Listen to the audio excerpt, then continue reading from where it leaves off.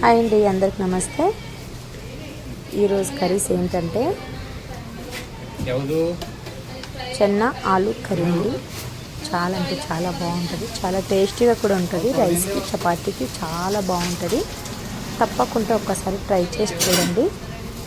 మా హోటల్లో అయితే చాలా ఫేమస్ అండి ఈ చెన్నా కర్రీ. అంటే ఇలా చేసుకోవాలో చూసేద్దాం రండి ఫ్రెండ్స్.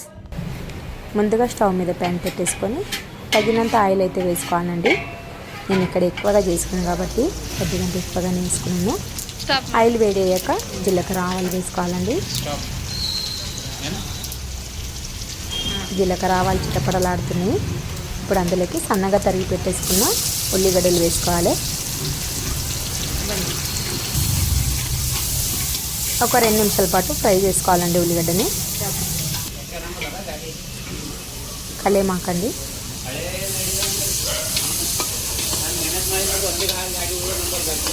ఇంకొకసారి కలిపేసుకొని తగినంత పసుపు వేసుకోవాలి.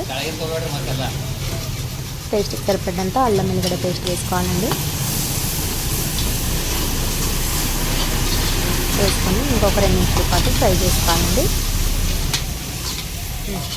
2 నిమిషాల పాటు ఫ్రై అయ్యాక అందులోకి రుచికి సరిపడినంత కారం వేసుకోవాలి. ఇంకొకసారి కలిపేసుకోవాలండి. ఇట్లా ఆయిల్లో కారం వేయడం వల్ల కర్రీస్ కలర్స్ అయితే చాలా బాగా వస్తుందండి. ఇప్పుడు సన్నగా తరిగి పెట్టేసుకున్న టమాటాలు వేసుకోవాలండి. మనం తినేదాన్ని బట్టి వేసుకోవచ్చండి. ఒక 2 నిమిషాల పాటు బాగా ఫ్రై చేసుకోవాలి. అందులోకి సాల్ట్ వేసుకోవాలండి. సాల్ట్ వేయడం వల్ల తొందరగా గ్రేవీ అయిపోతుంది, మెత్తగా పట్టుంటుందండి. చూడండి,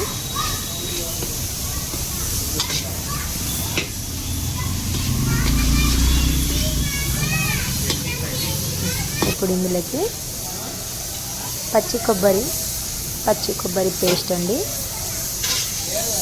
ఎండు కొబ్బరి పొడి అయినా వేసుకోవచ్చు. మీ కాడ కొబ్బరి పచ్చడి లేకపోతే ఎండు కొబ్బరి అయినా వేసుకోవచ్చండి.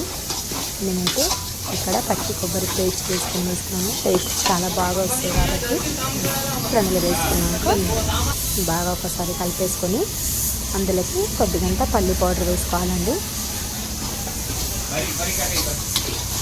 2 మిక్స్ అయ్యేంత వరకు కలిపేసుకొని మనం ఇక్కడ చెన్నా అండి, పెద్ద శనగలు, ఆలు. శనగలు అయితే ఒక 2-3 గంటల పాటు నానబెట్టేసుకొని 2 ఆలు చెన్నా ఉడికించి పెట్టేసుకోవాలండి. ఒక 4 విజిల్ వచ్చేంత వరకు కుక్కర్లో ఉడికించేసుకొని ఈ గ్రేవీలకి వేసేసుకోవాలండి. మీరు చేతినైనా ఆలు అనేది మిక్స్ చేసుకోవచ్చు. నేనైతే డైరెక్ట్గా కడాయిలో వేసుకొని చెంచాతో ఇలా చేసుకుంటానండి. జస్ట్ ఇలా ప్రెస్ చేస్తే మెత్తగా అయిపోతుంటుంది, టేస్ట్ అయిపోతుంటాయండి.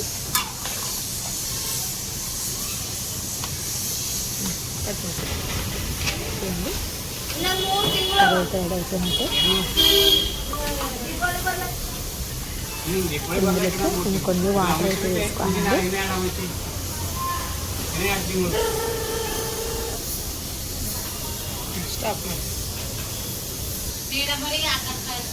ఇప్పుడు అందులోకి కొద్దిగంట సబ్జీ మసాలా అండి, గరం మసాలా పౌడర్ వేసుకొని కొద్దిగంట ధనియా పౌడర్ వేసుకోవాలండి. టేస్ట్ అయితే చాలా బాగా వస్తుంది. నేనైతే జీరా ధనియా పౌడర్ అయితే వాడుతుంటానండి కర్రీకి అయితే. హెల్త్ గిడ్డంగా చాలా మంచిది. వేసుకొని ఒకసారి బాగా కలిపేసుకొని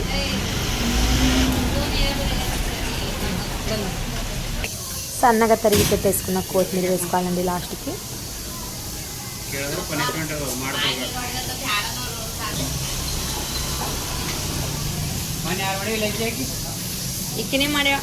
అంతేనండి, ఎంతో టేస్టీగా చెన్నా ఆలు మసాలా కర్రీ అయితే రెడీ అండి.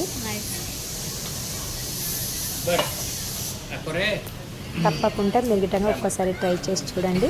ఎలా వచ్చిందో కమెంట్ బాక్స్లో తెలియజేయండి friends. Shri Basavalinga curry point curries గిట్టంగా చెన్నా ఆలు మసాలా కర్రీస్ అయితే చేసేసానండి.